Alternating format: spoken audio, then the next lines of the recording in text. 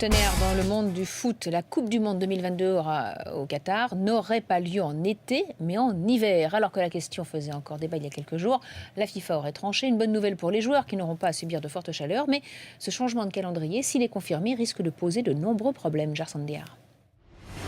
25 degrés au lieu de 50, la conséquence qui en est aussi la cause d'une éventuelle Coupe du Monde en hiver au Qatar. Pour le secrétaire général de la FIFA, impossible de jouer durant cette saison estivale. La Coupe du Monde 2022 en été est un non-sens compte tenu des conditions atmosphériques ou climatiques plutôt du Qatar au mois d'été.